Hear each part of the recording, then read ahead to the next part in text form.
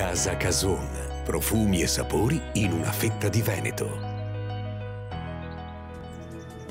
Benvenuti al Meteo.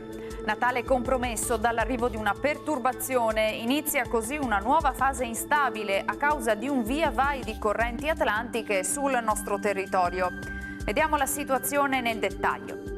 Sul Veneto la grafica di sabato 25 dicembre ci mostra un cielo decisamente coperto e grigio. Nella prima metà di giornata locali piogge sulla pianura, anche sulle prealpi probabilità alta. Nel pomeriggio precipitazioni che tenderanno a cessare un po' ovunque. Venti da nord-est a tratti moderati, temperature con andamento irregolare saranno in lieve aumento. Minime tra -2 e 4 gradi, massime invece tra i 4 e i 7 gradi. Ci spostiamo ora sul Friuli Venezia Giulia, anche qui sarà nuvoloso. Al mattino qualche rovescio discontinuo, a seguire sarà più asciutto.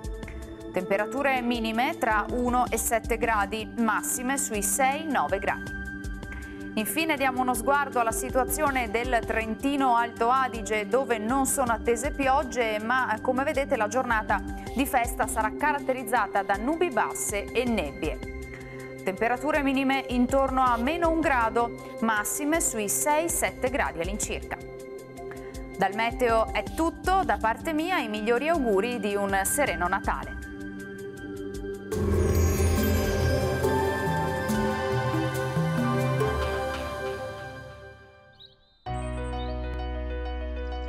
Casa Cason. L'arte di fare i salumi viene da molte fette fa.